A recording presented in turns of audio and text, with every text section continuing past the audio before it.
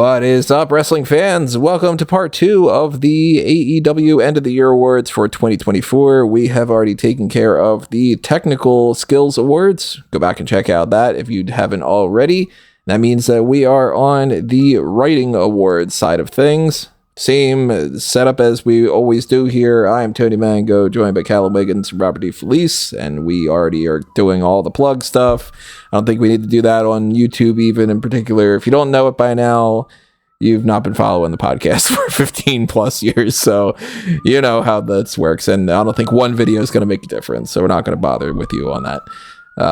We are on the writing side of things, which means that we need to dig a little deeper and start getting into the non-kayfabe side of it and start kind of putting our writers' hats on and talking about things like the title reigns and the storylines and different elements like that. I do want to remind everybody, though, we do want you to tell us what your thoughts are on not only our lists, but also if you can think of anything else that you would put on your list for any of these. We always are kind of curious what everybody else picks, and a lot of times it'll end up being like everybody across the board agrees on something. Sometimes it ends up being that you're bringing up something we never even thought of. So keep that in mind. We are going to start things off, though, with the best and the worst slogan or catchphrase or moniker, signature saying, some kind of a thing along those lines. It usually boils down to a catchphrase that somebody has. It's wrestling. People have their typical catchphrases and stuff. I think that my pick for the worst is going to be kind of obvious based off of what I've been doing with the technical skills and all that for AEW. But my runner-up was meat. And the reason why is because I hate that they made such a big deal out of the meat stuff where that's not an AEW thing. That was Big E making that joke. And for them to just be like, we're going to do that now and all, that kind of bugs me. But I can't pick that when I've got these two other options that are for the same person. Oh, dear. There's a price to pay when you mess with Mercedes Moné. I hate the Mercedes Moné name to begin with. It just doesn't flow well either. There's a price to pay when you mess with Moné. That's the rhythm of it. You throw Mercedes in there, it throws it all off. It's not catchy to me. I don't think it's intimidating. She doesn't even say it in a way that I think is intimidating, but even more fucking ear grating. And I think I just already ruined the monetization on this because we're only 3 minutes in and I already said fuck, but fuck. CEO. Oh my God. It's not even as good as when she was doing I'm the boss. What do you mean you're the CEO? No, you're fucking not. You just can't call yourself the boss because WWE is going to give you a trademark thing. So instead of going in any other direction, you go CEO and you have to have it piped in on your entrance and you say it constantly. It's not good. I fucking hate it. And if she's still doing this next year, I highly doubt I'm going to pick anything other than that.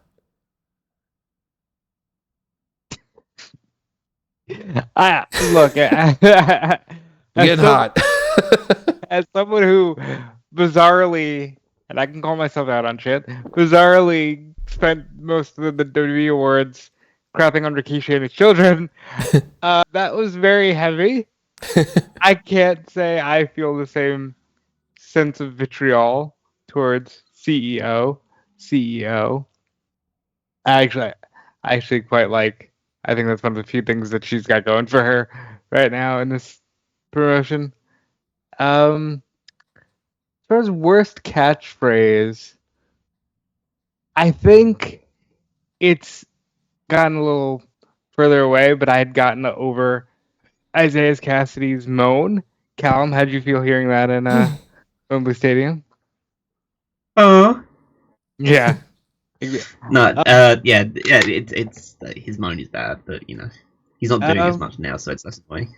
But I think maybe Callum will agree with me here when I say everybody doesn't love the best wrestler alive, and fuck Max Caster. So that's where I'm landing on this. The whole, everybody loves the best wrestler alive. No, they don't. And honorable mention would be, "Hi guys." I have 5 written down as potential, and a lot of them are mentioned. It says like, yeah, there's a price to pay when you mess with Mercedes Moné, because it's the fact that it's a catchphrase. And a lot of wrestlers have catchphrases against, but it's like it just feels like a forced catchphrase rather than something a bit more organic, which is what AEW's like promo is supposed to be. It's like, okay, Mercedes Moné reading off bullet points provided to her by a writer, and say, make sure you say the price to pay when you mess with Mercedes Moné. So like that's just like, hi guys, yeah, as well, because it just fills my soul with dread. Well, because you hear it and then you know that Kojaka's going to be on screen, so that's like the issue. So, Roderick Strong shouts people's names. Yeah. That was my worst last year, and it's like it has continued, and it's even worse now that he's a babyface supposedly. So this one is difficult because in a vacuum, it can be very funny, but it's bitch. From Okada. Oh, Okada, yeah. Because I'm going to cut you off real quick, and I'm going to say the 2 I have written down for my favorites are "Thanks, guys" and "Bitch." but the issue I have with it is like it can't, like when he first did it, it was very funny, and like a couple of times after they did it, it was very funny. But it just became okay. So Okada like from me and Rob's perspective as a guy that watched him in New Japan, like the best wrestler in the world, Okada has now been relegated to the guy that says bitch. Like it's just what it represents more than the actual word itself. But the worst, and I haven't gone with Max Caster's everyone loves the best wrestler in the world. I've gone with just the very simple listen. Yo, listen. Listen. When JR was on commentary, it was a little better because he would say it, and JR doing anything at the stage tickles me. But yeah, actually, when I hear the phrase "listen," that is my cue to either hit fast forward or to mute until a time is safe to resume. So, which one of one of my 2 worst ones are you going for your best? It's hard for me to pick because there is a portion of the Jericho "thanks guys" and "hi guys" and whatever that I just find funny. It's like it's so bad that it's good in some ways to me. But then the bitch thing has gotten me to laugh a lot this year. And like one of the things to call attention to the worst, I hated that that one rap that Max Caster did where he just said bitch at the end of like 7 lines in a row. Because it bothers me when people pretend like they're rhyming when they're not. But like that, I was like, all right, I wish that this wasn't a thing. But I don't know, the fact that Okada is just like this punchline with the bitch thing made me laugh enough that I was just like, all right, I like this. And another shout out to I'm Orange Cassidy and I don't have a catchphrase. that is a good catchphrase. But I think I might actually go "thanks, guys." It's disappointing, but I wouldn't expect less. It'd be funny if "hi guys" was one of my worst, but "this guy's one of my best." Yeah. Well, I have Jericho down for some of the worst things for the learning tree, and I also have him for some of the best. So it's kind of a 50-50 wash in some ways for me. That's basically everyone's attitude toward Jericho now. Yeah, he's very much this absolutely sucks, or he's a legend that just keeps evolving and getting, not to say getting better, but like just he's people either love him and he's still ratings mover and all that stuff, or people just sick of the sight of him. So round out real quick. What were your bests? So yeah, we haven't I'll go through some of my options. So.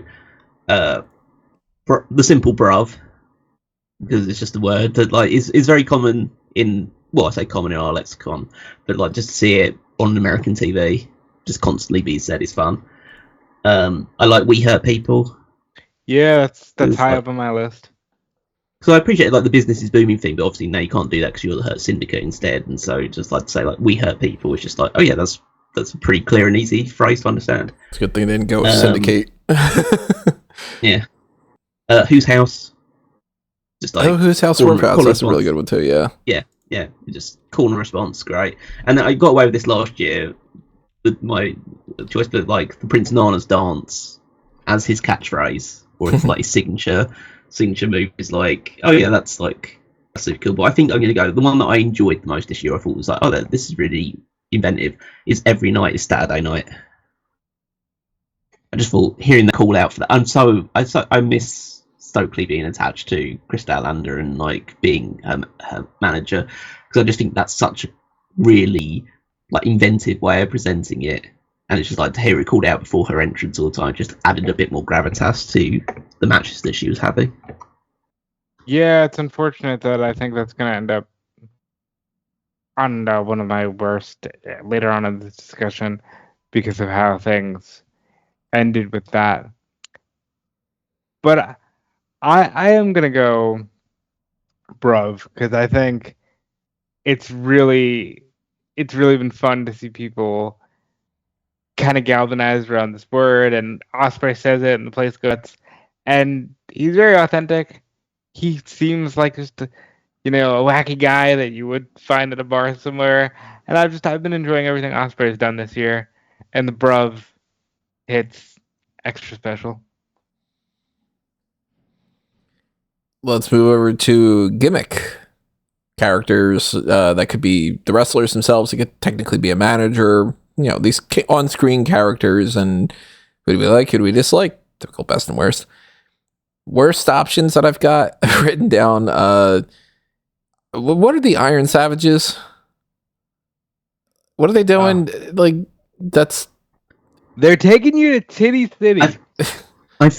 Tony, I think you need to rephrase the question. It's not a case of like, what are the Iron Savages? It's why are the Iron Savages? Yeah. Everybody always asks why. What about how? Are the Iron Savages? God, no one's going to Titty City in this podcast. Well, speaking of that, why is Layla Gray with Top Flight other than the obvious reason? No one's going to Titty City on this podcast. But I have down conglomeration is random as hell and there's no cohesion. I'll talk about them again a little bit later. But I'm going to go Mercedes Moné, the CEO. Fuck you with the CEO thing. I hate it. It's stupid and God, it's terrible. You really don't like it. It's my least favorite thing of AEW, other than the endless droning of matches that I think all blur together. But as far as like a presented character, especially to be like the top of the women's division and the greatest signing that's ever happened in the history of professional wrestling and all this other kind of crazy things, I'm like, no, none of this works for me. And it's a shame because back in the day, Sasha was great. Or at least I thought she was. I don't know. We were talking about before. As of the 17th at 5:01 p.m. That's my opinion, at least. Callum will be disagreeing with me here a bit. I'm going to go Young Bucks. I'll keep this short and sweet. I get why. I do. But I don't like it. You know what I mean? And I really wish the Elite would have just had more time to just be the versions of themselves that we kind of thought we were getting. And I think in a lot of ways in 2024, we've seen very little from them just portraying the version of them that got them to be where they are. And I think that's unfortunate. And also because the fucking angle flopped hard. So I feel justified in saying, these guys had the worst gimmick change. You reminded me I didn't put scapegoat Jack Perry on my list. It's another option. Yeah, I'd say I'm not going to go with anything, but I did have the whole group of the new Elite as one of the worst gimmicks. Not because it didn't appeal to me particularly. It's more just because the angle totally flopped and just didn't work, so it has to be considered a failure and a failed gimmick in that regard. But you've got like Roderick Strong, just being Roderick Strong, yells.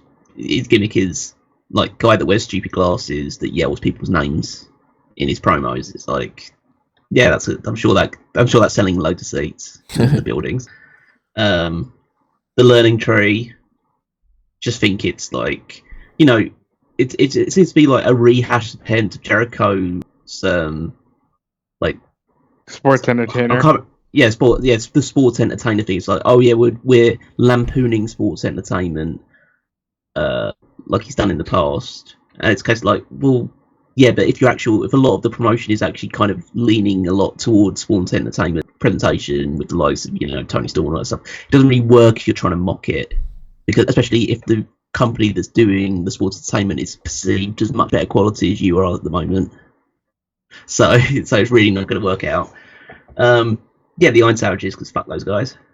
Get off the screen. Yeah. I feel about the Iron Savages the same way Tony feels about Mercedes Benay. It's like, but it's because it's like what like surely you can find better jobbers at the local Walmart than like just pull 3 guys from the Walmart nearest the stadium and just like throw them in, and just like they'll be more kind to my sensibilities than these guys on screen. And then Abaddon, I'm done with the Living Dead girl stuff, because it's just a crutch really, because it's a case of like, oh, she has to be protected in matches and kind of no-sell things, but like she's not good enough to win big matches. So it's kind of like it's kind of like the problems that I have with characters like the Fiend in the past that are now, but it's a worse wrestler doing them. So but the worst is the Acclaimed. Yeah, fuck them. Because again, even though, because they're not as bad as the Orange Savages in terms of like just being near each other, because I know that at least they can work and they can do things, and they have done things in the past. They've still got a little bit of credit in the bank with me, but it's just too much now. It just needs to change. It's going on too long. Let Bowen just split up. Solo, see what happens, and that's it. Yeah, exactly. So yeah, just the Acclaimed gimmick has just gone on for too long.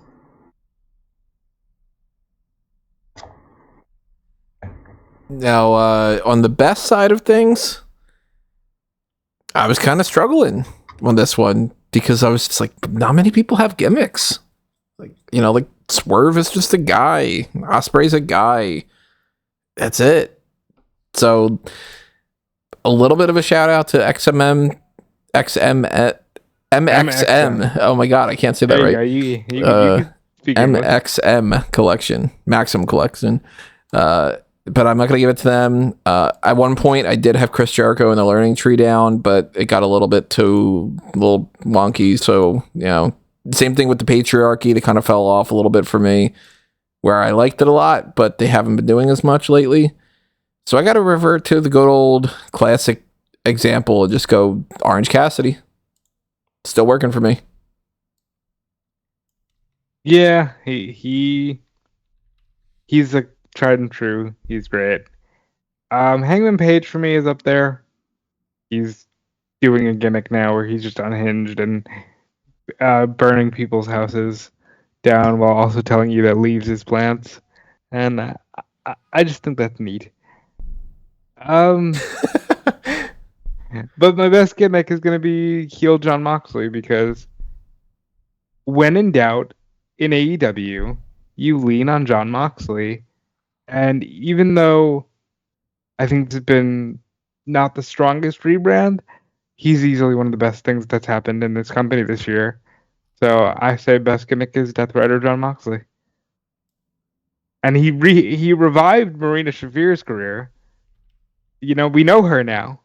We didn't know her. Now we know her, and that's because of the Death Riders. Yeah, so there's a few I have listed here. And kind of like the opposite of like one of Tony's worst ones, or like one of my best ones. I love the Conglomeration. I just think it's they're people with disparate gimmicks. They don't seem to fit that well, but they just bounce off each other so well. They just it just feels like a group of friends hanging out. And I'm totally cool with that. It probably helps that I like pretty much all the people that are in it, because it's like Orange Cassidy is great, and Kyle O'Reilly, not the best promo, but he's a great worker. Willow Nightingale, who's just full of personality. Mark Briscoe, one of the best promos and affable babyface in the world. Tomohiro Ishii, an ass-kicking machine. Like they're just like a fun group to have around. Hammond Page is like this very unhinged, like super person that feels so justified and feels so betrayed by the fact that he's in the right, and like Swerve and other people in the wrong, but people can't see it. Why can I see it and everyone else can't? It's like, it's very powerful and emotive character. Carly Cameron is just crazy and insane, like literally insane on screen, and just like, okay, she's just wildly entertaining to watch. Yeah, shout out to the That's knifey spoony thing. That was a great bit this year, and Harley Graham. Hologram was fun, yeah, and Hologram as well. Like, as a gimmick, it's like, he's just a luchador. Realistically, is the gimmick, but it's like there is something a bit different about him they've tried to present in there. But I think I'll go with like best gimmick as the I think the Don Callis family as like a collective. I don't know, it could be part of like the actual like group itself, but I think that the whole gimmick is based around the fact that it's like Don Callis is this mastermind, talent scout type manipulator of people, and the fact that like he had Will Ospreay on his side and was trying to, keep him at arm's length for a little bit, and Ospreay saying, I can't be part of the family anymore, but like in a very subtle way of saying, okay, but you still owe me a favour, and then corrupting the mind of Carl Fletcher and all this other stuff. I think that like he's like this manipulative sports agent that trades his people in or out and like does all that other stuff. Is, I think he works really well with that gimmick. So I guess it's mainly Don Callis, but like I'll go with the group as a whole. I like it. I wasn't expecting to see that. I wasn't. Because I wasn't the biggest fan of Don Callis in the last couple of years, but I think the way the family is now in position, his role in it is now elevating things for me. He's going to be popping up as a major positive for me a little bit later on. Title reign is next, and this was another one that I really struggled with. No, and this is across the board, actually, not just AEW, but also WWE, for best and worst title reigns. So many title reigns this year.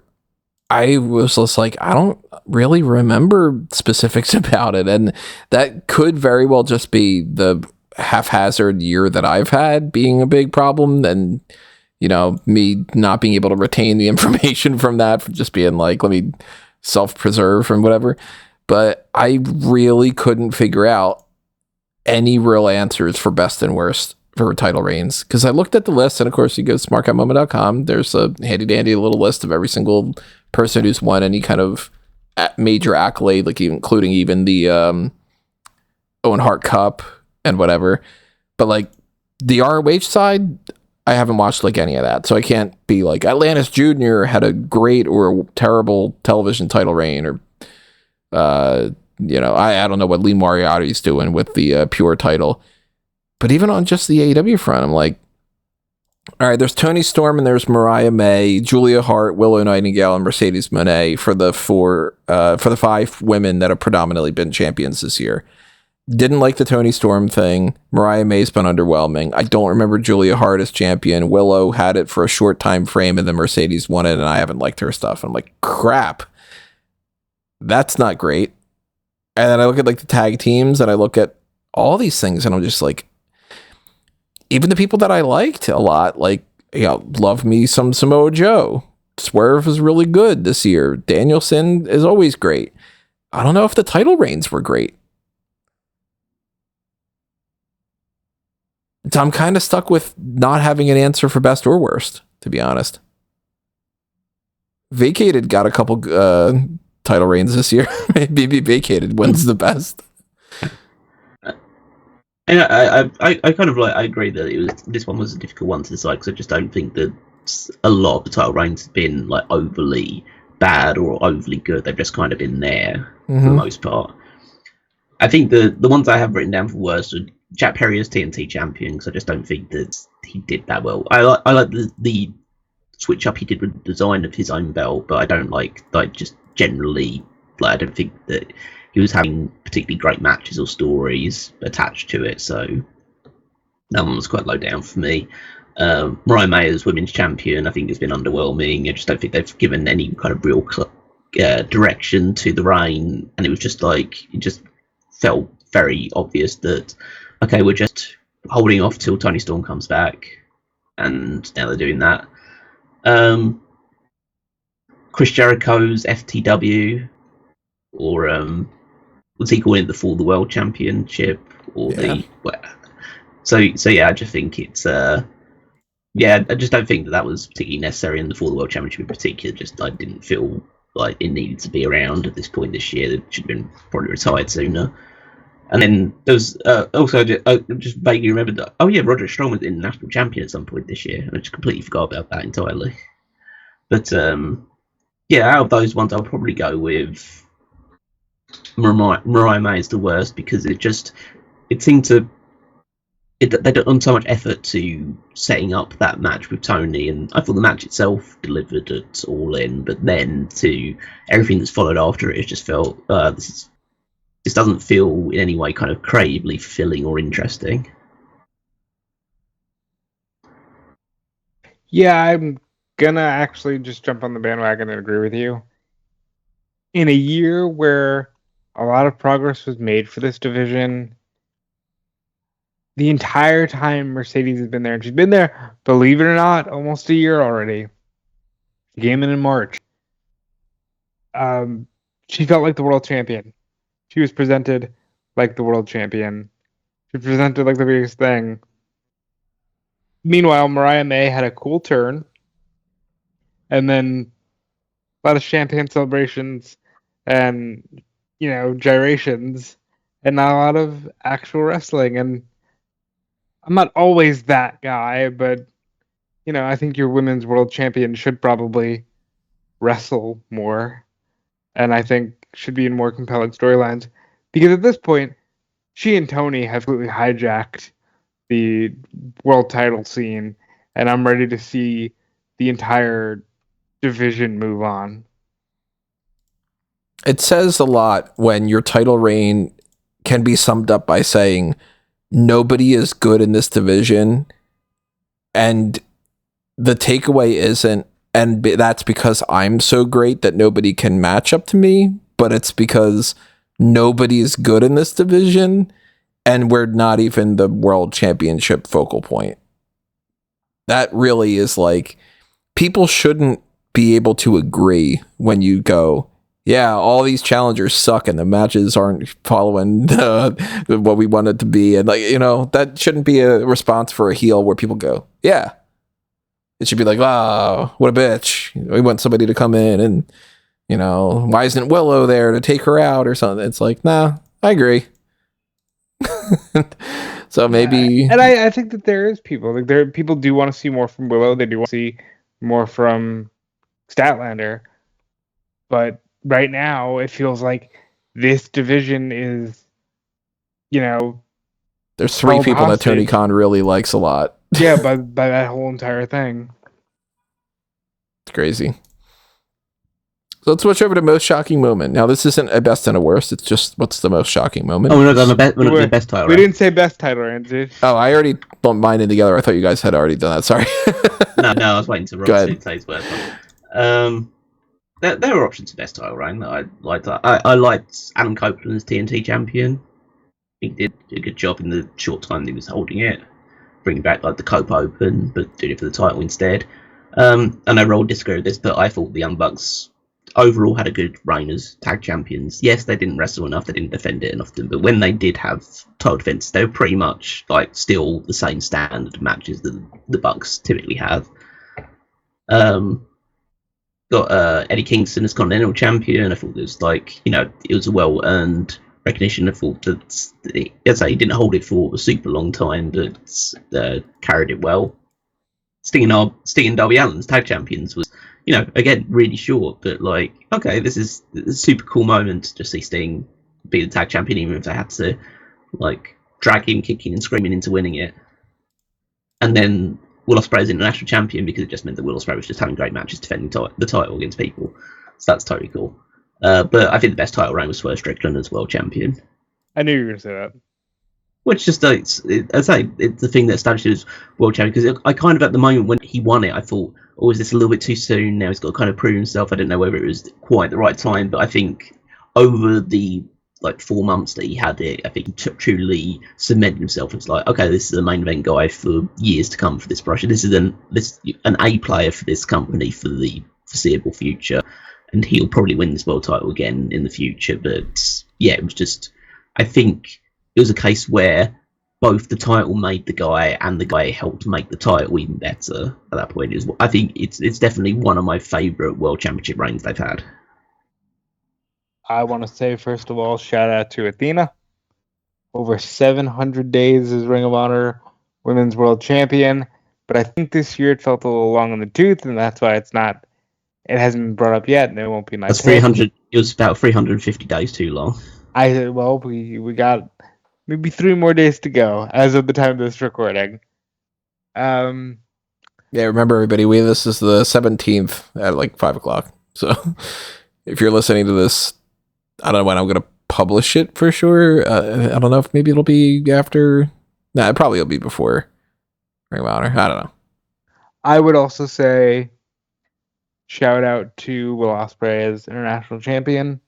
Perfect fit, perfect guy. I wish Roderick Strong would have had the title for a little longer, but I have resigned to just thinking, my love for those Undisputed Era guys is never gonna amount to anything in terms of success for them.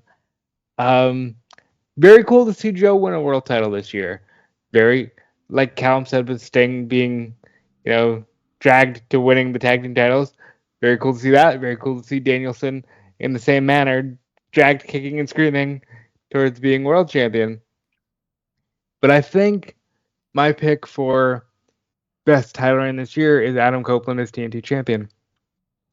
Because, above all else, Adam Copeland in WWE wasn't doing it for me at the end. This reign completely revitalized my love to him as a wrestler, and just, he had a great run. And he had such a good run that he thought, oh, I'm fine. I can jump off a cage. And then we lost him for 8 months. But he had a great run, and I hope he's still doing equally as good work when he comes back, because that was truly the benefit of seeing him as champion was, wow, he's still got it, and he's still doing great work in the ring with people. So now let's switch over to most shocking moment. There you go. What's the biggest surprise you had? No, I'm joking. What's the biggest surprise you had this year? Maybe it's a good one, maybe it's a bad one. Doesn't have to be a best and a worst or whatever. I got a couple down that I had written earlier in the year. The fake neck injury thing from Billy Starks at ROH Supercard of Honor. It sold me. I thought it was happening. She got me on that one. So I want to give credit where credit's due. Whenever I get like a moment where I just completely become the mark, I always like to try to give credit. Nigel McGuinness wrestling at All In. Even though it seemed like it was a possibility for a while, the fact that they didn't do that made me go, you know what? Maybe it's just one of those things that we're all attributing to, and it's never really been that much of a discussion. Oh shit, Nigel McGuinness is out. This is pretty fucking cool. And the fact that he was like good on top of all that too was also shocking. That it wasn't like plenty other times in the past where you've seen somebody come back and you're like, well, all right, well, Kurt Angle popping up with the Shield is not exactly what I wanted to see out of Kurt Angle or something. The fact that they showed that All In footage is one of my most shocking moments of the year.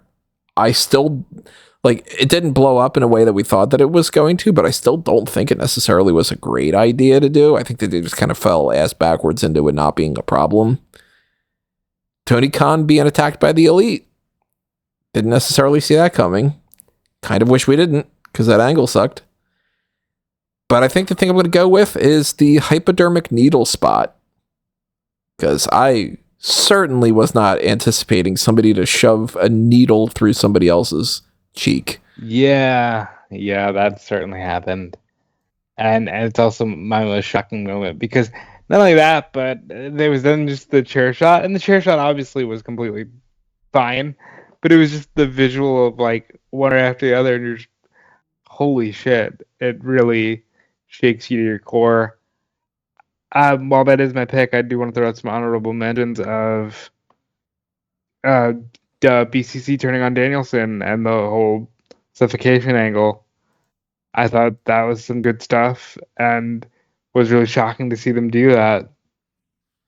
In that same way, you had the original turn of Moxley and then Wheeler doing it, also very shocking.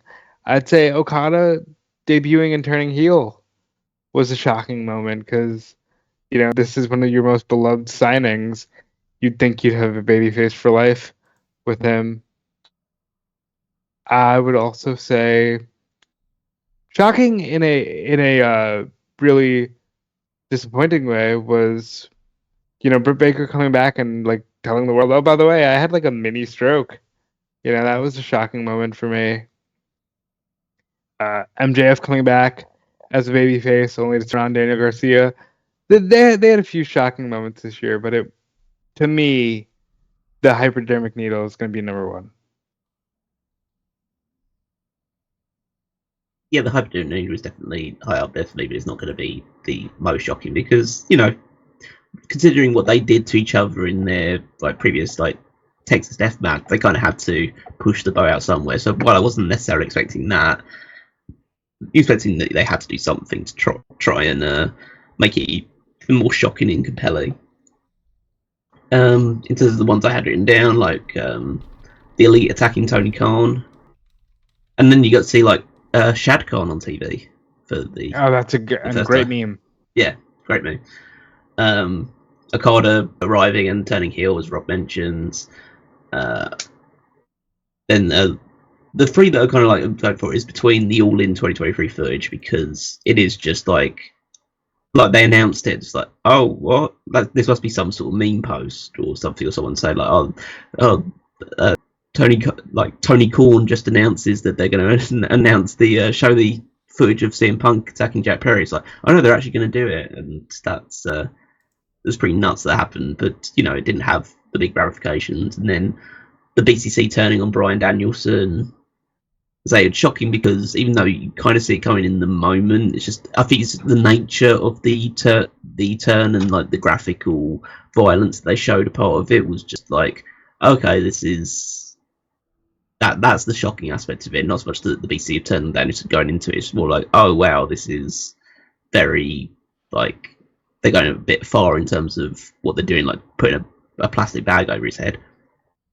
The thing I think I'm going to go for is Mariah May turning on Tony Storm, because even though we knew that something was going to break eventually, and there was going to be, I was one of the people that was kind of pushing for the fact that I thought that Mariah May's going to win this Owen Hart's Foundation tournament, and then she's going to remain on good terms with Tony Storm up until the match. The match is going to be very respectful, and Mariah May's going to do something heinous in the match to win the title, and then eventually that will set the scene for the rematch, because they've kind of broken apart entirely at that point. Whereas they decided to go with the route, which you could argue was more effective, of Mariah May just going up, winning the trophy, and then just immediately going after Tony Storm, and just the bloodiness and the brutality of the turn was just, I think, just perfectly executed. And yeah, it didn't they didn't follow up on it well enough, especially with Mariah's character in the time leading up to the match, and certainly since it as well. But I think that it, as a moment itself, I think it was just very well executed, and shocking for me because I just didn't expect it to happen at that moment.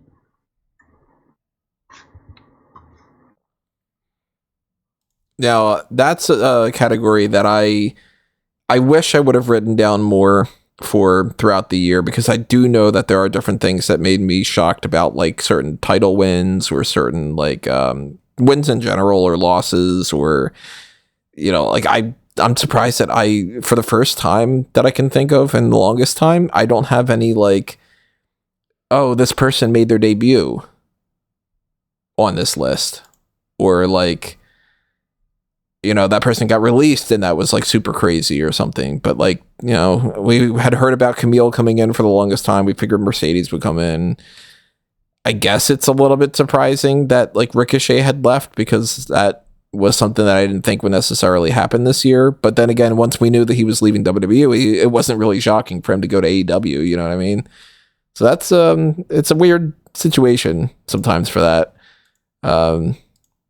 That hypodermic needle thing, though, that definitely stands out to me, and I'm sure I'm forgetting plenty of other moments. And that kind of ties us into the next category a little bit, which is Smark Out Moments. Now, that sounds kind of crazy because that's the name of the website, the podcast and all, but it's essentially what is the best and the worst thing this year, kind of like, you know, what's a moment that made you really happy as a fan, made you really smark out? What's something that made you really disappointed in AEW and just, why am I watching this crap?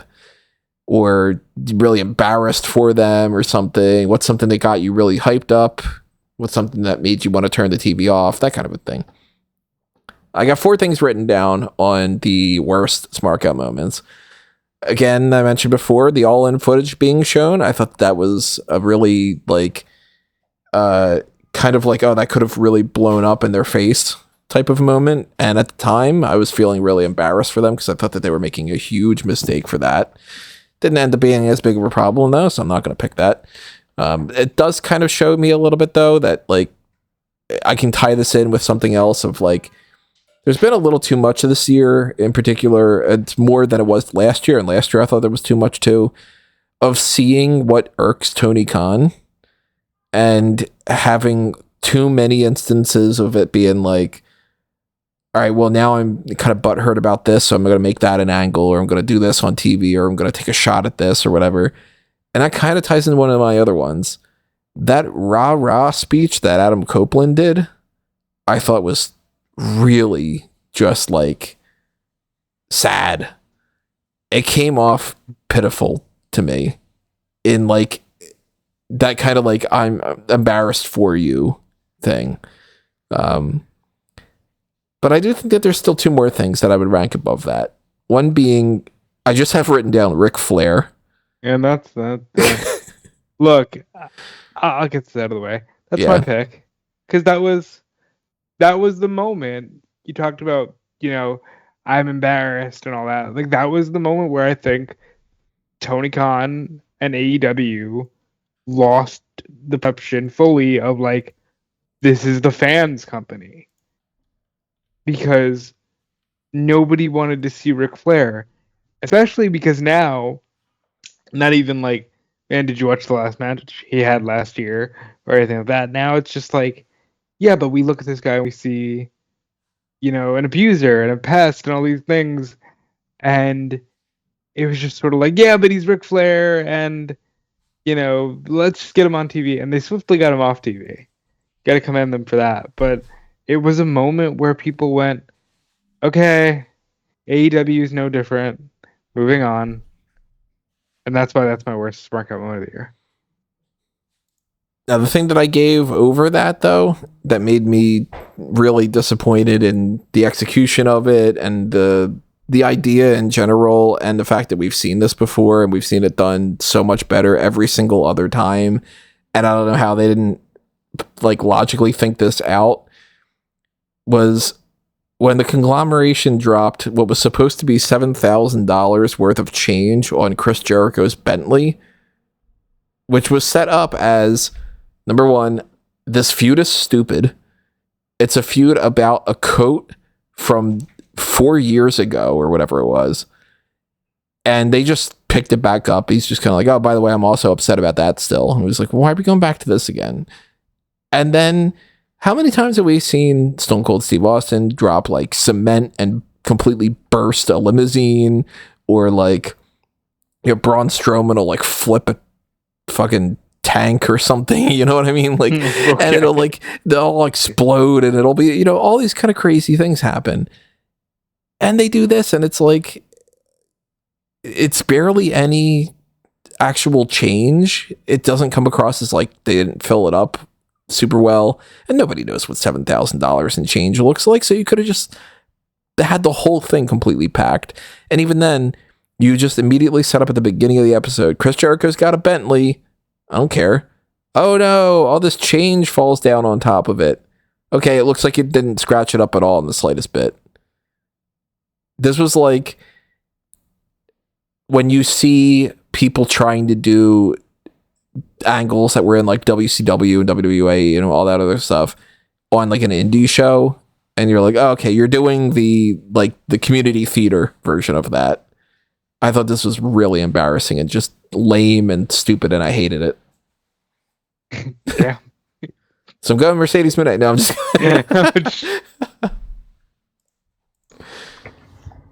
I think most people would like safely say that 2024 has been a struggle year for AEW. Yes, they've got this new TV deal, but just creatively and their perception and just the general vibe around the company is so much colder and much lower than it was like several years ago when they were seen as like the big new challenger brand. Now they feel too comparable to a lot of 2019, 2018 WWE stuff, which is not a good thing to be compared towards. But as I still follow them and still enjoy them because of like the stuff, especially with the pay-per-views, and we'll get to some of the better moments afterwards. But in terms of bad stuff, I don't like anything associated with like bringing in the Big Boom AJ stuff, because yes, I understand that what he actually did and how they actually executed was actually done well, but it's just the general concept of this stuff never works. Bringing in like D-list celebrity or like internet famous people and expecting it to like attract their audience onto yours, it doesn't work. Never does. Showing the all-in footage was pretty tacky. The clear like attempts at making ratings boost. So even though you could argue that it worked out well in terms of like when bringing Jack Perry in and all that stuff, and they managed to weave it into the storyline, just actually resorting to doing that just felt a bit like if you're gonna do it, it needs to be something, and like just see like, oh, it's just a bit of a pushy match backstage rather than anything else. It was just a bit underwhelming. Pretty much every like learning tree segment, because it's just like just seeing the screen is just this feels so hokey, like with the fucking bush and a tree on screen, and like it feels like, okay, this is very very TV talk show thing. It's very very WWE coated. And I say it's not even a case of like, oh, WWE bad, AEW good. It's more a case of like, no, just don't do the same thing they do. Like if it's something that like they would absolutely do, then you've got to rethink it, or like you can do a version of it, but do a more like a creatively markedly different way of doing it, and they're just defaulting to the mean with that stuff. I think the one that I found was the segment, the one specific segment or moment that I thought was like, what the fuck are we doing here? Is the Mercedes Moné backstage attack, where she's doing this promo thing, and then the lights go out, and then like and you just hear some like scuffling noises, and then Mercedes is doing like some really bad like I'm injured acting on the ground, and then it's like okay, there's some kind of F here, and then it's just revealed like a couple of weeks later that it was just Sky Blue who'd been feuding with them anyway, and they're just gonna have a match on TV, and then it's over, and it's like, okay, so it's just I think it's just maybe let's say in itself it's not that bad, but I think it's encapsulating of a lot of problems that have been plaguing AEW for the last couple of years, even of like not so much even promising and under delivering, but just things that kind of go nowhere. And they used to be so good in the early days of having this very long-term, meticulously planned out storytelling, and it now feels like a lot of that has gone away, and they're flying by the seat of their pants, which leads to segments like that just feel like they're just thrown together at the last minute. Oh, why don't we do this? No one's asking, why are we doing this? They're just saying like, okay, why don't we just do it? And they're just like, okay, fine. It feels like there's a lack of quality control behind the scenes. They're too busy asking, why are the Ions and Savages? Yeah. Call back. Best Smark Out moments, though. There's been some good stuff. This sounds like a weird option for me to write down as one of the best moments of the year, but Hook retiring the FTW championship is on my list. Yeah, it's on my list too. Because I was just like, this belt should not be here. Like, they're fucking doing it. Let's go. Yeah, and it was like, Hook should just retire this. He should be the last champion. They should move on and do some other stuff. And then it was like, out of nowhere, hey, by the way, this belt's going away. See you later, everybody. And then it was just like, whoa, yay, okay, you did it. It should have maybe happened a lot sooner, or maybe not even come into the company at all, but still good. but I'm not going to go over that one. Kind of debating between either Nigel McGuinness wrestling, stepping back in the ring, or Sting's retirement. Sting's retirement is high up there for me. Nigel, I would say the caveat of Nigel wrestling Bryan in New York was really special and felt like the right thing to do, and I'm glad they got there. You know what I mean? Like, because I was getting worried that we would never get the match, and it was clear that they both wanted to do it. So I am glad that we finally got there. I also have Hook retiring the FW title because fuck that title. Adam Cole being healthy again, just because, like, thank God, you know. It was really, he was gone for more than a year. It was very concerning. But I think the best moment for me is specifically Danielson winning at All In, and then Danielson celebrating with his kids, and Buddy being so much more interested in the confetti than anything else that was happening. He was just like running around the ring, scooping up the confetti. Like, it was just a nice, wholesome moment. And I'll say it again, good things are good. And that was the most wholesome moment in AEW this year. Yeah, most of the moments that I had listed down are pretty much mentioned. So, but I had like Ospreay versus Danielson, just as like the match itself was great, but just the concept of those two guys going up against each other was just, you know, just makes you feel like this is what AEW is. It's what they say. It's where the best wrestle. And that was the perfect encapsulation match of two of the best in the world going up against each other. A match that no other promotion in the world could put on. And then obviously you've got like, Anarchy in the Arena, just as a general thing, because even though like it wasn't one of my favourite matches of the year, just the whole vibe surrounding Anarchy in the Arena are always so fun. That it was just like a fun thing to watch. Nigel McGuinness returning at All In was great. Again, just being there in the building for it as well, just seeing people's reactions to it as well. It was just so cool. And just, I guess, a wider talk about it is just the introduction of the Casino Gauntlet match as a concept, because it's just been so fun to watch those matches. They're just so chaotic, so frantic. The fact that like people were introduced into the ring and they change the dynamics of things, just like it's such a fun match. I'm so glad they've introduced something like that. But then the two main ones are the Revolution main event and Sting's retirement, and the whole thing surrounding it, because it was just a spectacle, like a true spectacle of like. And I think if many people look back on it and say like, what's the best thing that AEW have done over the past 5 years, and there's a lot of things to go into it, but I think for me the most definitive thing is they gave Sting's career the ending it deserved. Yes, I think that's the if AEW was to end tomorrow, it would all been worth it just for that, just to give treat Sting's legacy with the ending and the fanfare that it deserved to end with.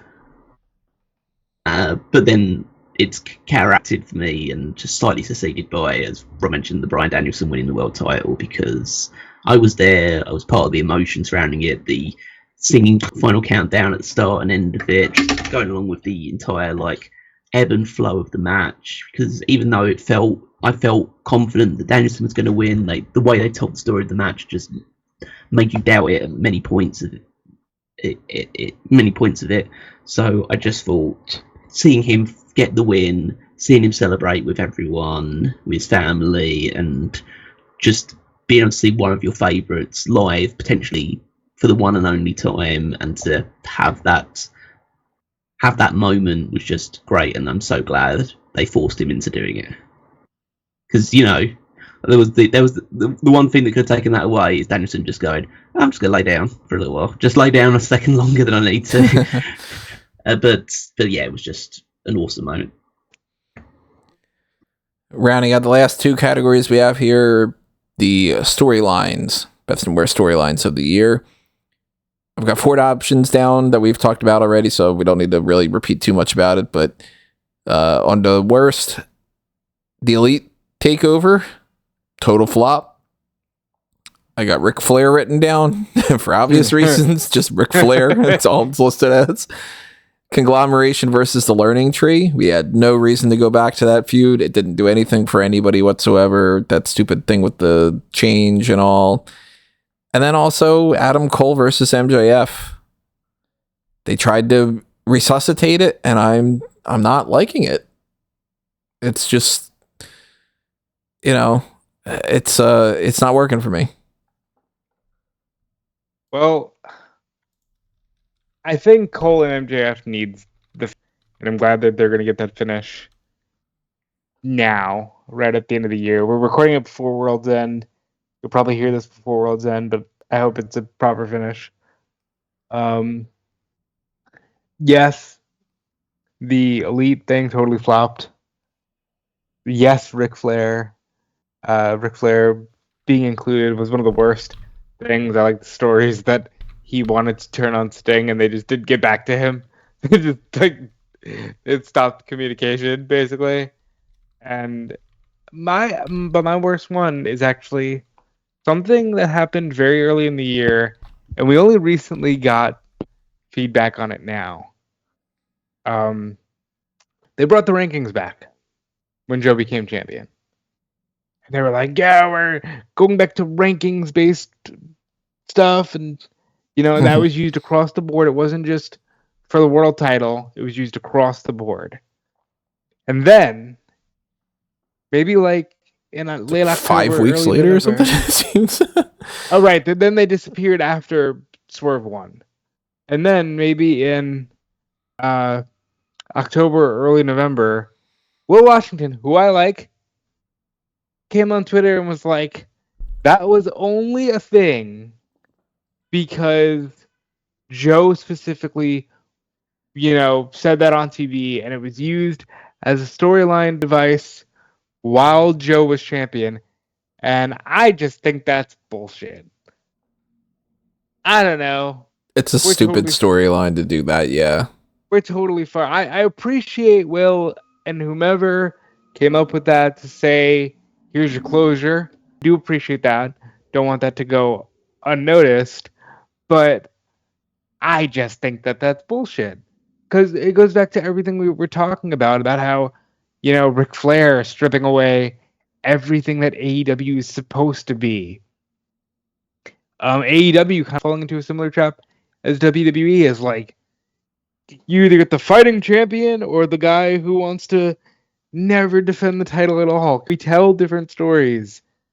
And I just didn't like that bullshit excuse. So that's my worst storyline of the year. The return and then almost immediate disappearance of the rankings.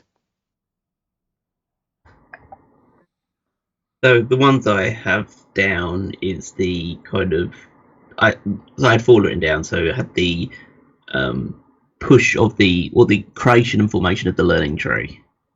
Just because it starts off with like Jericho being this babyface that's belittling Hook and trying to be a mentor for him, and Hook not wanting to do that, and then the development of this gimmick and Jericho just going a bit too over with stuff. I just haven't liked its formation, haven't liked its development in general. Mercedes Moné versus Britt Baker, thought that just the overall build towards it, I don't think was particularly strong in general, and then the match itself was bad. So I don't really like a lot of what Britt Baker come back to. Again, injuries notwithstanding, just later on about her doing like the nobody cares thing with Serena Deeb, and there's a lot of issues with it. The Elite takeover of AEW is high up there because essentially it was something that started with a lot of promise and intrigue, and just week after week just got whittled away to just being completely flat. It was something that AEW has unfortunately fallen into a habit too recently of like being more interested in the moments and not on the follow-up to it, and not being able to follow up on those opportunities to like really capture people's attention. And I'm getting like worrying feelings that they're falling in the same trap with the Death Riders angle as well. But that's still, there's still time for that to be resuscitated. It's still early on in that story, whereas the Elite one, like you could tell that it just didn't work. But the worst, and I'm going to follow suit with Tony is this everything revolving around the Undisputed Kingdom and MJF this year.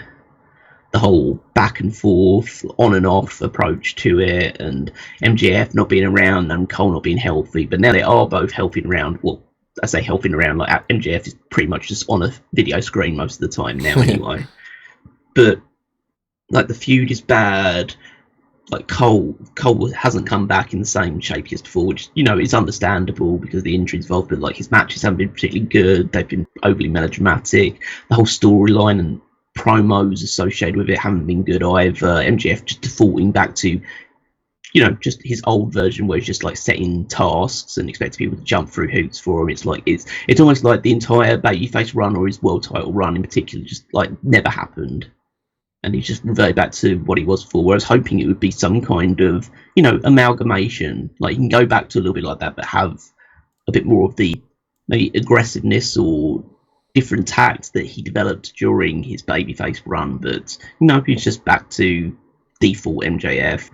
So yeah, both the on and off nature for it and just the general low quality of the segments involved. I think Undisputed Kingdom vs MJF and it's been like the worst thing for me this year. Such a shame, because there's so much potential that's just not there.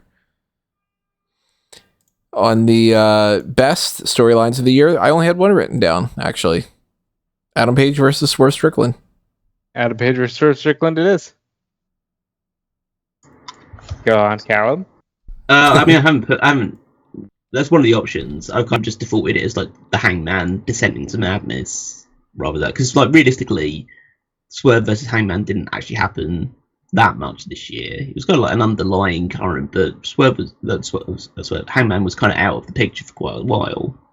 And as I say, they've gone. It's one of the ones which, unlike the Undisputed Kingdom and NDF, they've managed to keep the fire burning despite being separated for a while. So as I say, it's definitely high up there. I'd say what I've kind of classified as like the reascension of the Don Callis family, because I thought that last year they were meandering around a little bit, and there was issues with, like, you know, Hobbs got injured, and they didn't capitalise on Takeshita beating Omega, and so he was just floundering around the middle for a little while.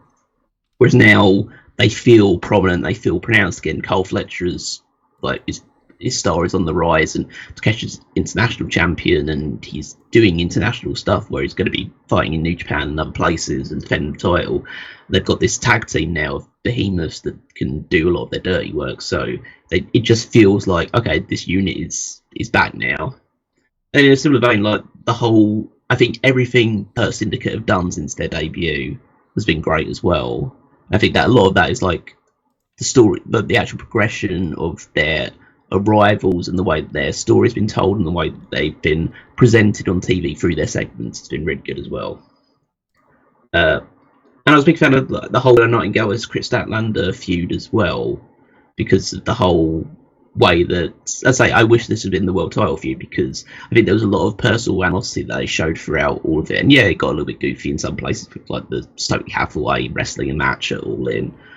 But I think overall it was kind of like a good, simple story of like two former best friends like coming to blows over one of them seemingly thinking that the other one has, like, you know, started them all, like, not treated them with the same care and respect that they were treating them. But my favourite storyline is the Bryan Danielson retirement tour. Just the whole thing of like starting off last year saying this will be my last full-time year as wrestler, and it's just like the whole storyline is like, what can it's always, because I'm obviously, you know, one of the people that's wrestling led rather than character or story led.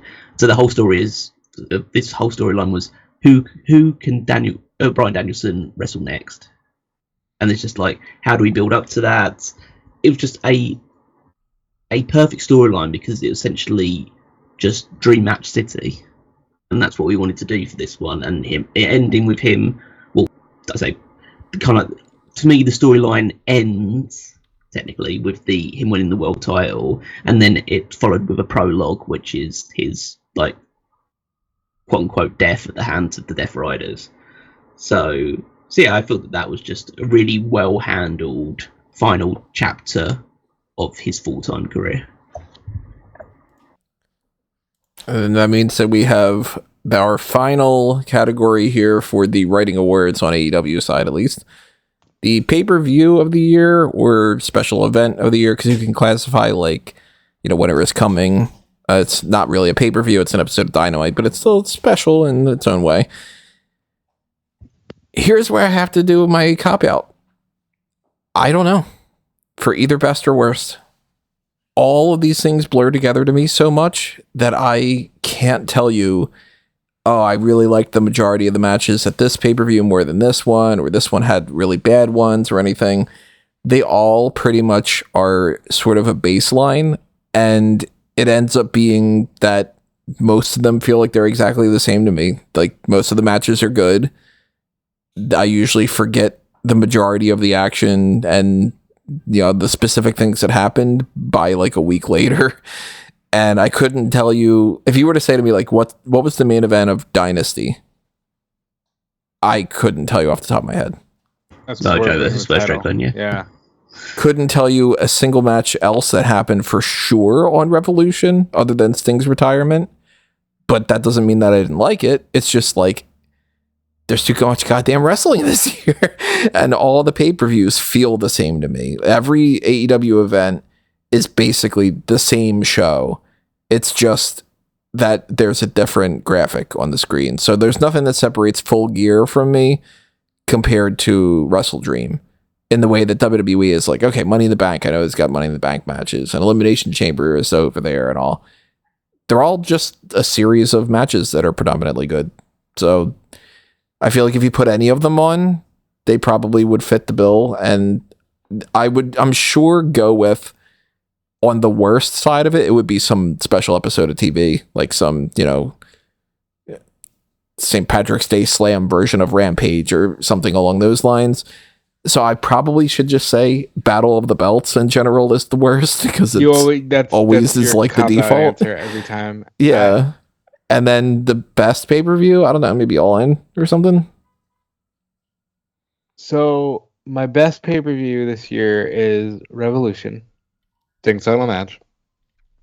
Largely because it was built up to this final moment, and it was tremendous, and it felt like a new day with Ospreay coming in. It felt like AEW was about to start hitting their stride again.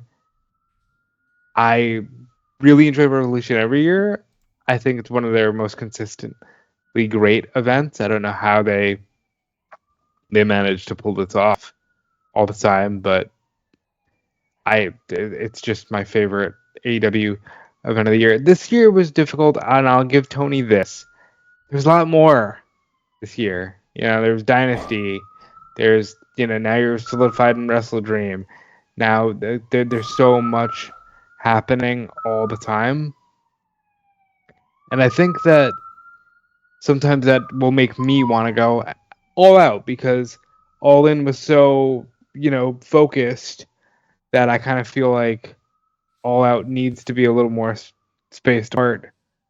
But realistically, I think my worst pay-per-view was probably Forbidden Door, and not that there was anything terrible on Forbidden Door. It just, this year the hype wasn't there, and I'm hoping next year when they do it in Wembley, it'll be a lot better, But this year Forbidden Door was just kind of a little lackluster to me. So, in terms of the worst of the year, so obviously there's the cop-out answer of every Battle of the Belts, because it just doesn't matter. They don't matter. Stop doing them. Yeah. I don't think that they have any plan for this next year. I think that they're dropping that in Rampage. It'll probably be cut, which is fine. It's not no loss there. That's okay, because we're getting Shockwave Weekly, baby. I think the worst overall event this year in terms of quality was Double or Nothing.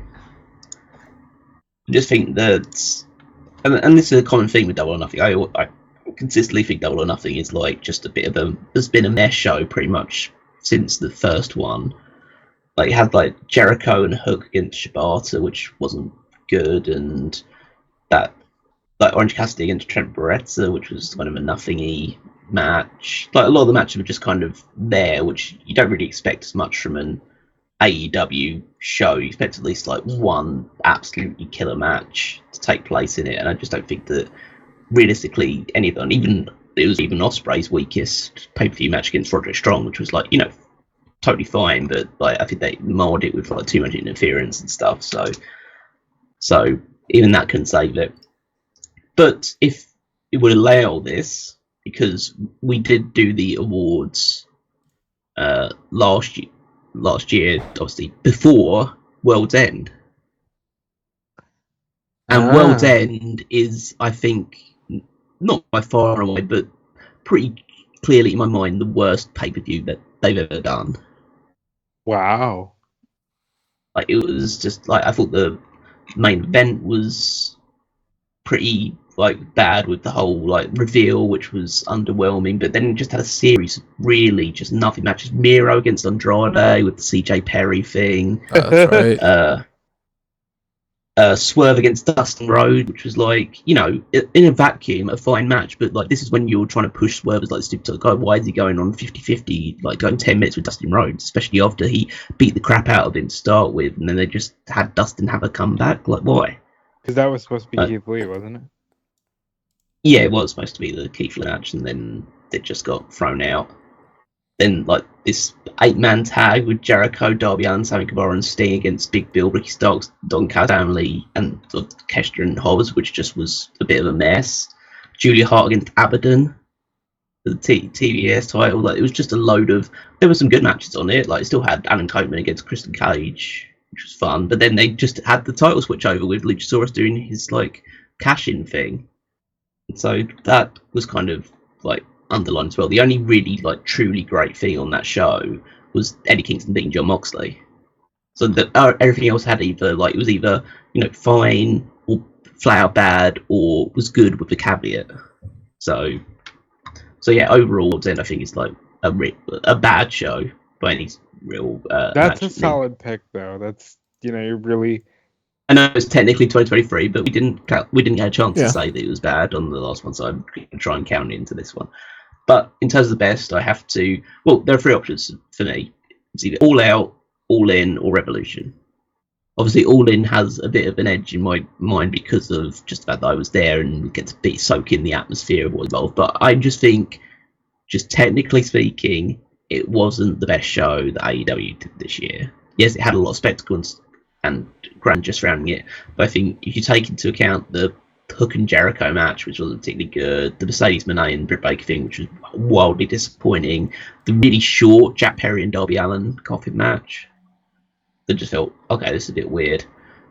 How short that is, clearly that got time cut onto it, but it's just a case of, there was just a lot of it which just wasn't like as good as the stuff that was on All Out and that Revolution. I thought All Out was just, as it was last year, it was just a better show than All In, just from a match standpoint. Just a load of really good matches, pretty much across the board. But I think I have to go with Revolution, because that one had 3 truly like match of the year caliber matches on it, with Eddie Kingston against Bryan Danielson, Will Ospreay versus Konosuke Takeshita, and the main event Sting's retirement tag team title match. I think if you put a card with those 3 matches on it, or 3 matches of that quality on it, you're hard pressed to find a better show all year round. And Revolution, as Rob mentioned, is typically AEW's best show of the year, and it held true, at least from my perspective, this time around. Alrighty, everyone. Well, that takes out the writing awards for AEW, meaning we only have one more section of this left to go, which is the Performers Awards, where we talk about heels, baby faces, wrestlers of the year, those kind of things.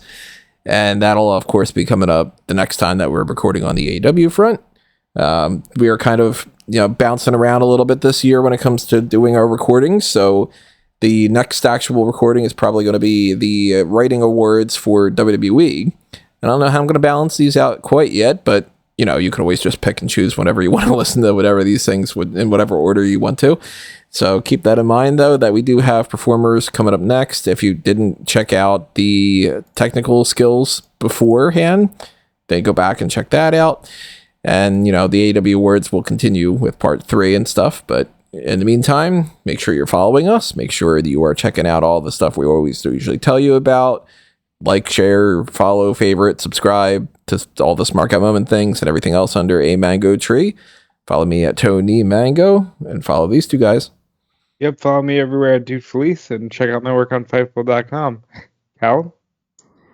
You can find me on Twitter and Blue Sky at Wigmeister14. Check out the Power Rankings every Saturday on Smark Out Moment to see how I rank the WWE Superstars for their previous week's performances. And head on over to the Fantasy League, also at WWEFantasyLeague.com, to see how our teams are doing, how our rosters are shaking up as we head towards the Royal Rumble, and then from that point on towards WrestleMania, where we crown our winner for this season. Adios for now, though, everybody. Thank you for listening, and thank you in advance for checking out the next section. We'll see you there. But for now, this has been another Smark Out Moment, and we're being counted out.